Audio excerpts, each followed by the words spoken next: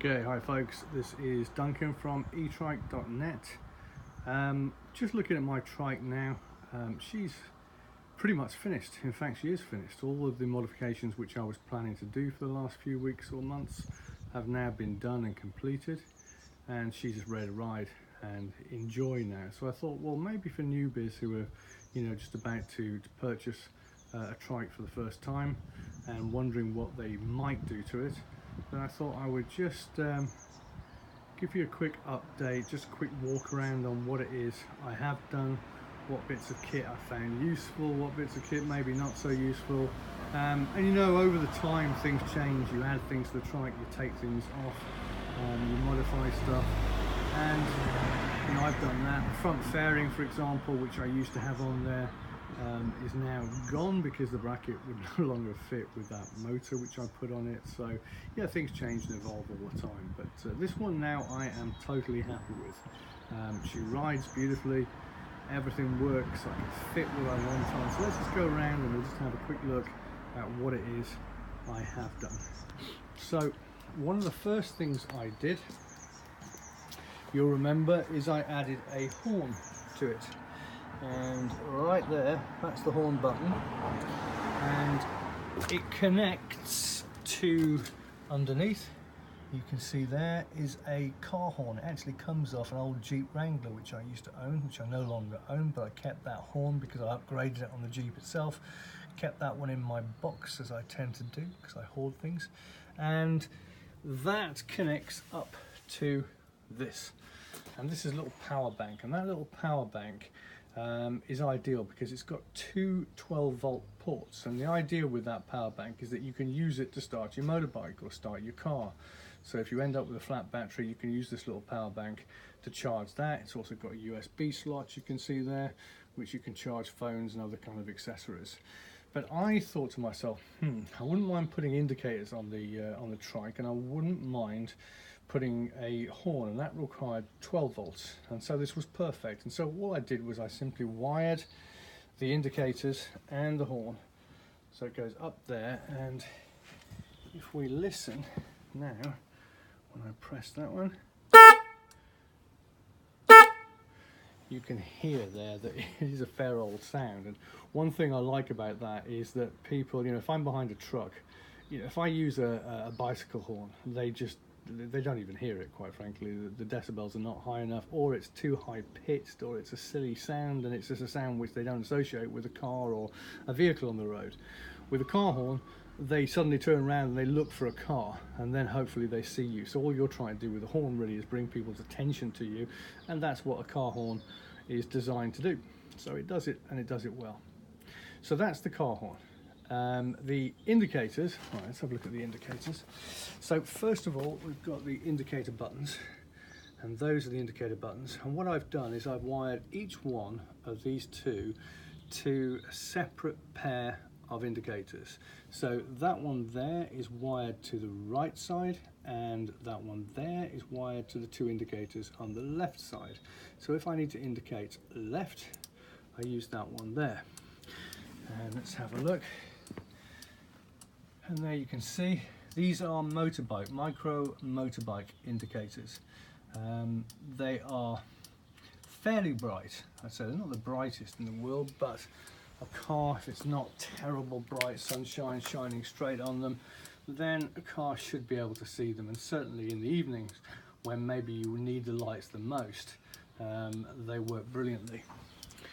And so now we'll switch that one off, and we'll put the right side on. So that's the right side. And again, you see that flashing quite nicely. It's a pretty good bright LED light. And same on the back. There. So that's the indicators, and both are connected to the battery pack, which is up there. And the great thing with this switch here, what I like about this switch, is if I decide I want hazard warning lights, so let's say in the evening or the night I'm on the side of the road with a puncture, I can actually put both of them on, and lo and behold, what happens is they are both flashing. at the same time. So I quite like, I was pleased with the way they worked out. I had to make some little brackets for them. Try and show you those. Fairly simple little bracket, which is just basically a piece of aluminium here with a hole in it, and they just bolt straight into that. This bracket here for my headlights is also something I made out of a tube of aluminium. It's quite solid aluminium, but it's got a a hole through the middle, and that allows the bolt to go through, and I then bolt them here. And that actually is part of the bracket, which is for the fenders or the mudguards. I've taken the fenders off, but I left that bracket there so I could use it for this purpose.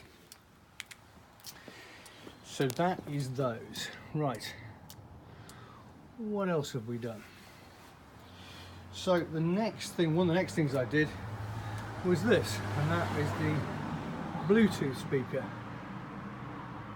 And that little Bluetooth speaker there just presses on here. It will connect with my telephone, or it will also connect down here. You can just see there is a radio, and that's just a standard radio, which gives me AM and FM channels, and connected straight to that. It's basically, the only reason I've done that is so that I can listen to the radio without using all the data on my telephone. If I've got poor reception on the radio, I can just switch it over and connect by Bluetooth to the phone, and that one does allow you to speak and to hear a conversation through the telephone as well. Good little speaker that, and I think it was only about, I think, 11–12 pounds, and then they seemed to go out of stock on Amazon. I don't know whether it was one of the reviews I did, but suddenly they went straight out of stock, and but hopefully they'll come back in. It's called an Archer A106, if I remember right. Good little speaker, waterproof, just what you need. And funny enough, it just fits perfectly there. My head touches here, but my neck does not touch that speaker, and that's why I put it there, because then I also, if I want to listen to something on the radio, I have to have it very low volume because it's right next to my ears, so I don't have to worry about blasting away whilst I'm going down the street, because I don't really like doing that. I don't want a ghetto blaster going along and disturbing other people whilst I'm on the street.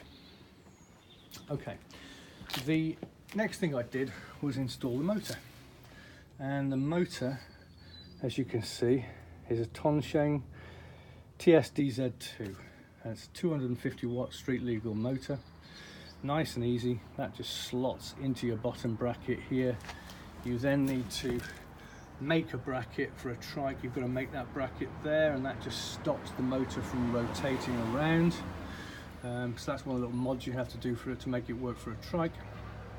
And then that will connect. One of the other things you have to do is to extend the speed sensor cable, which comes from out here. It's only about 8 inches long from the factory, and you've got to extend it so that it runs all the way over to one of your front wheels. And on here you can see there is one of my, well, that is my magnet, speed sensor magnet. And the speed sensor itself, again, utilising a bracket which was already on the trike, is attached right there. And what I did was simply cut that speed sensor cable in half, splice in 2 feet of extra cable, and then heat shrink over it again to form a 2.5 feet cable instead of an 8-inch cable. If we just move along, you then have to extend the power cable. So the power cable also comes out the motor, runs all the way along the boom, out, and has to connect to one of these batteries at the back. And so that cable needs extending. I think you extended about 3 feet. And then what I've done is I have used on here, if I can just get in there maybe, or maybe I don't need to, maybe I can just pull out the second battery. There we go. So I've used XT60 connectors on here. These seem good. I did use other ones to start with, but I decided to replace them with the XTs because they are strong, sturdy. You can quite easily make them, waterproof them, and you then solder. You have to solder your wires onto those connectors, but it's it's a much more permanent affair, and it just does a much better job. So the one you're looking at there is actually the dual battery, the second battery over there. So this battery here, which comes with it on the kit which I bought, is the top model that was sold with the kits, and it's a 48 volt 12.5 amp battery. And what I've then done, because I wanted to expand my range or double the range, so I installed an identical one here. So that's another, actually advertised this one as a 48 volt 13 amp. Whether there's any difference, I don't know. It seems identical to me. The only difference on this one is that on the other side here, there's a port which you can use to charge a USB connected accessories, and you've got an on-off switch on this one here, which, well, I guess that stops sparks when you're connecting it. You can just turn the battery off, connect it, turn it back on, so you're not likely to get a spark. I did get a spark the other day on the other side. I kind of wished in a way I'd put XT90 anti-spark connectors on there instead. That would have probably stopped that, but I'm thinking maybe popping a little bit of electrical grease on there will hopefully also stop that. So that's the second battery. That gives me a range, if I'm pushing it very, very hard, probably about 70 to 80 miles with both the batteries, and if I'm using it more in touring mode, it should give me well over 100 miles of use, just kind of standard pedaling. So that's the motor, 250 watts. And if you're in the UK and you're debating, should I go legal and use 250 watt, should I go illegal and put 500 watt or 750 watt, chance of you getting caught are probably slim to zero. But the fact of the matter is, you do not need more than 250 watt. I've got some real severe inclines over here on the Isle of Wight. It's very, very elevated. I'm at sea level, and so every time I want to go inland, I've got some severe climbing to do. Most of the rides that I do are over 2,000 feet elevation, and I'm using a 52 teeth chain ring, which is a much bigger one than the standard 42. And I have no problems getting up any of the hills by just changing down through the 9 gears, which I've got with that chain ring. And that brings me to the chain rings. Some people think that you cannot use more than a single chain ring. You can. Here you go, I've got dual chain rings installed there, which work fine. I've got a 42T, which is the standard large chain ring which comes on the trike, on the QNT, and that's a 52.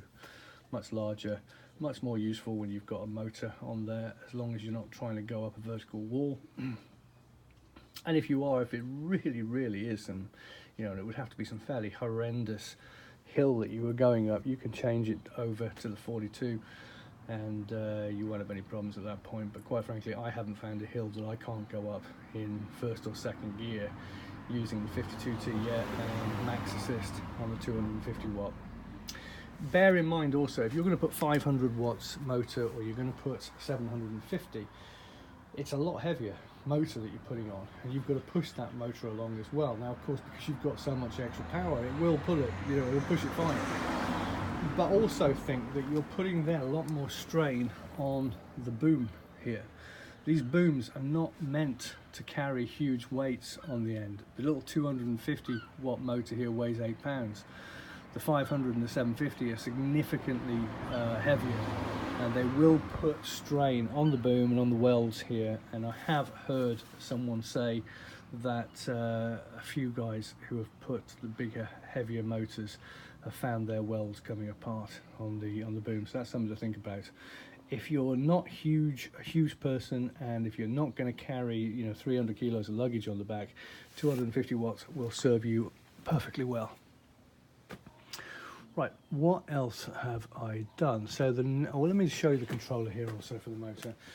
There is the controller, and here you've got a couple of buttons. These are almost redundant really, because I can, you know, from this position here I can easily reach these ones, but this button basically is designed to change up or down the modes of, so the modes of assistance. You've got 4 modes of assistance, starting with low, and then tour, and then high, and then turbo. And we switch that on. There you can see the display, and if we just toggle through, you can see on the left side there, you've got echo, tour, speed, and then turbo. I can use that button again just to press down, and finally off. So that is the controller. That one there is the throttle. Let me just turn this one off first before we start moving the trike. That throttle there, useful actually. I wasn't going to mount it. I thought to myself, don't want a throttle, I want a pedal and just get assistance, but I decided to mount it anyway just in case. And I do find that I use that quite a lot actually, and I use it to just get out of junction. So I'm pulling to a junction, maybe there's a little incline upwards on the junction, and I just carefully ease that forward, and it just starts the wheels to turn and then allows me to pedal and get into it really quickly, so I can quickly get out from a junction without any hesitation. So useful bit of kit, that, and I would suggest if you're going to install one of these motors, install that. You will find it far more useful than you ever thought. You probably won't use it for coasting along. It's only useful for coasting along without pedaling if you're on the flat. Won't really take you uphill, particularly, or if it does, it's going to be very slow and putting a lot of strain on the motor and the battery. But otherwise, useful little bit of kit. Put it on, it's good.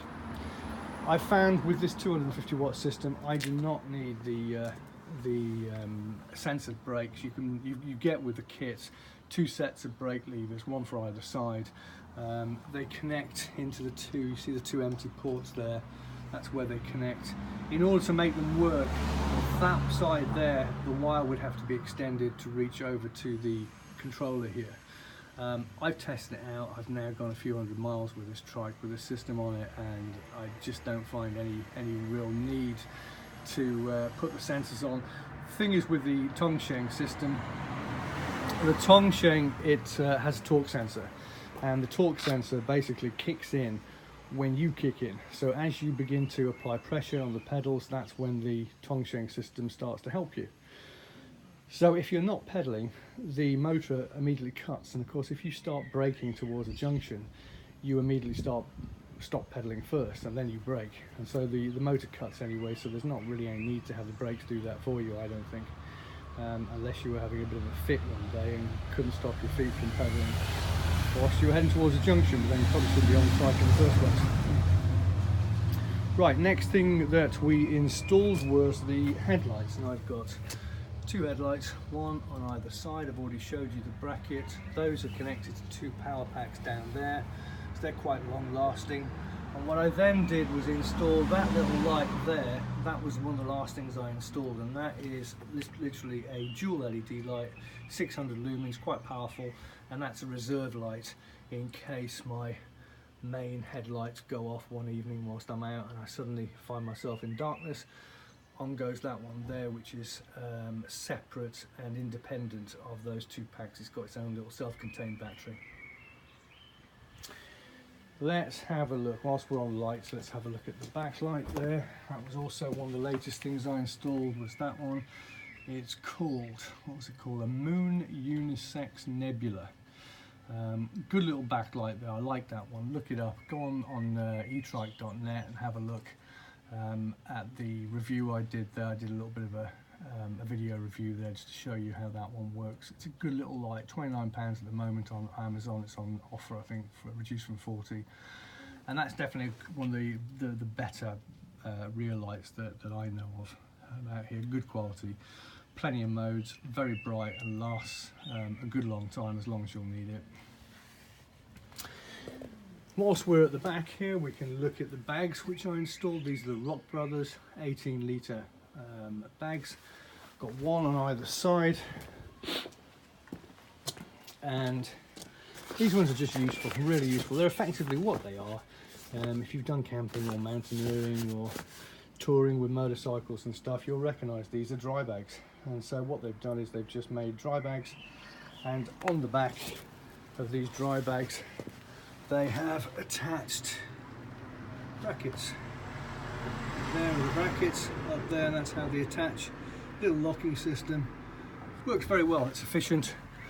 They're quite cheap, £20 each, about $25 a piece, so $50 for the 2. Good quality, and they work nice and simple. Little zip compartment right there inside, but the rest is just an open 18 litres of space which you can pop whatever you want to. I've got tools in there, I've got leg braces, and I put jackets in there and all kinds of stuff, and it's just nice to have enough, you know, place for stuff when you're out and about. And they're very lightweight, those bags as well. On top I've got a 20 litre. This is actually a bag which I used to have on a motorbike, no longer used it for that. So this one will also hold 20 litres of kit here, and that is a Givy. It's called a Givy 20 litre cargo bag, and I've got to say I'm really happy with that one. So that system there, 56 litres total of space, and I think that's absolutely plenty for general touring. And I think if I went camping even with my son, I could probably, you know, fit enough stuff in those bags and then strap to the top without any problem. Right, one fun thing I did, and this is simply because I'm a geek. This is the ICE flag. It had a white pole, and I'm a bit anal. I've got OCD coming out of every orifice, and I just thought it looked bloody awful, so excuse my swearing. And so what I did was I simply took heat shrink and I heat shrinked the entire pole in black. But what I did leave was these ones here, the metal pieces, of course, to act as reflectors. The main thing that people are going to see is not the pole. They're going to see this damn thing waggling about in the back.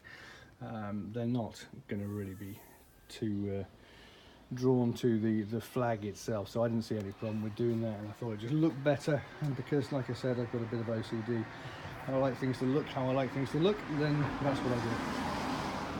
You can slate me for it later on the forums or on the Facebook group. Okay, one of the next things I did was install a GoPro. Obviously we want to do videos whilst we're out, and one of the latest things which I've installed today is the case which you can see, which now surrounds that GoPro, or the housing as it's called. It's an aluminium housing. It sits on, as you can see, on the ICE accessory mounts. Got those both sides. That's also what the controller over there sits on, the ICE accessory mounts. Listen, those are 38 quid a piece, and I think that's a little ridiculous, to be honest with you. We learned later, someone said, you know what, we've used bar ends, straight bar ends. Look them up on Google. Straight bar ends from a road bike. You can buy those for about £5 each, so about $6–7 a piece instead of 38, and they do pretty much the same job.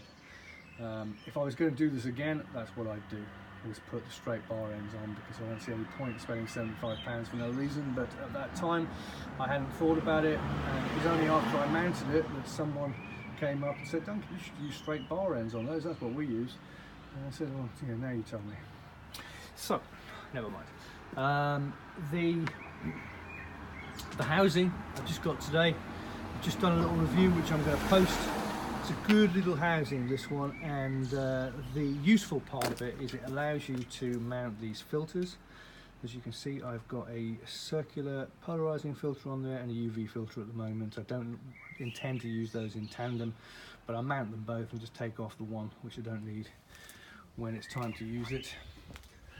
Good thing with that one is it does allow you to open this little door here, and you need to open that door whilst you're filming, because you're going to want to put an external mic in there so that people can hear your voice. And if you try and use the standard case, you can't do that with that standard housing. You've got to basically take the door off completely and then put it into the housing, and then you can put your 3.5mm external mic adapter, which you will need. This case solves that problem, plus it allows you to mount the filters. One of the other things I then mounted on here was this little Rock Brothers 21.5cm. It's a small version of their frame bag. Good little bag, this one. Useful for putting in cards. I put in the mic and the adapter in there, and just keys and things like that. Really useful. It saves me having to get off the trike and go into the luggage at the back there. So I find that really, really good. And I think, oh right, now these ones here, these were brilliant. I thought about using cleats. I hate cleats. I don't want to have specialty shoes on. I don't want to be hobbling around the place when I get off my trike. In fact, I'm not one of the people who wears Lycra. I'm not really a person who's into Lycra. I think men, when we get to 50 years old and put lycra on, we look a little silly. So I'll leave it there. So I like to wear normal clothes. I tend to wear army lightweights and standard trousers, you know, when I'm out, even when I'm doing a 40-mile ride. And that allows me basically to get off and walk around and not look like, not look like whatever. So these are some lightweight pedals which I purchased called Wellgo. Those come off Amazon. They weren't expensive, somewhere around about, I think, £12 for the pair, but they're very lightweight pedals. And onto those pedals I attached these ones which are called power grips. And these are brilliant. What they do is, as you put your foot in, you put it in from an angle, and then when you straighten it, you can see what happens. These power grips just lock down on your foot, and they keep your foot firmly onto that pedal without it being uncomfortable. And what that does is basically to stop your foot falling out, because if your foot was to fall out and your foot to go backwards underneath the trike here, it will get sucked down and the chances are you're going to break your leg. So we need to make sure that our feet stay on the pedals. That's what those do. They're brilliant. I think £20 for a pair, and they're well worth it, and I'm very glad that that's what I did. One more thing I did there was on that vertical pole here, or diagonal pole, I put a what are these called again? They are called quad locks. Quad lock on there, and that allows me to mount my phone. Goes on there, twists, and that locks my phone in place there. It's a perfect place to have it for me. It means I can have the Strava on, I can have the speedometer on, whatever I need, and I can see it perfectly when I'm sat down. Another thing which I recently did, I found myself slipping down the seat a lot, and that was annoying me. And so this is a rubber mat. It's the kind of rubber mat that you buy for £5 off Amazon, and you're supposed to put it onto the dashboard in your car. And when you put things on here, it just keeps them from flying around the car, like your mobile phone, for example. It's made of silicone rubber. I've put some double-sided 3M heavy-duty tape underneath there, and that attaches it to my seat. And when my butt goes on there, my butt now stays there rather than slowly sliding down the seat and me having to try and adjust myself all the time. So that seems to have worked pretty well. Wasn't sure whether it would, but it did. That one I didn't actually cover was, there you can see there's a review of this also on the eTrike.net website. Take a look at that. It's a good little sturdy mount for about £15, which allows this to incrementally just turn like that. And of course you can also turn it on this axis as well. Good little mount there, sturdy aluminium and not too expensive. And I think now that we're pretty much at the end of what I've done to this trike. Obviously we've mounted a water bottle. That's now mounted the opposite way round, after loads of people said it'd be much easier, Duncan, when you sat on a trike to take it out that way. They were right, it was, and that then allowed me to mount that bag there where that bottle was sitting before. So there we go. That is a 2009 ICE QNT, which has been modified to my liking. It's now exactly as I want it. Everything works perfectly. And I think that's pretty much where I'm going to leave it now. There's nothing else which I feel that I need on there, and I hope that's maybe just giving you a few small tips, ideas of what you can do, what you might do, and things that you might want to think about if you are going to do them. So I'm Duncan from eTrike.net. Come along and join us on our Facebook forum. We've got a Facebook group on there called eTrike. Search for that and you'll find us. Alternatively, go on to the blog, which is eTrike.net, and on one of the sides there, or at the top in the social media icons, you'll see a Facebook icon. Click on that, that'll bring you over to the group. And there's also a banner on the right side which you can click on, so easy to find us. Come on the group there, have a chat with us, and subscribe to the YouTube channel. We've got loads and loads of videos on the YouTube channel which you can now subscribe to. Subscribe to the blog for the articles which I post on a almost daily basis, or sometimes 2 or 3 times a day, and come and join us at the group. So looking forward to seeing you. I hope this has helped. Duncan, eTrike.net.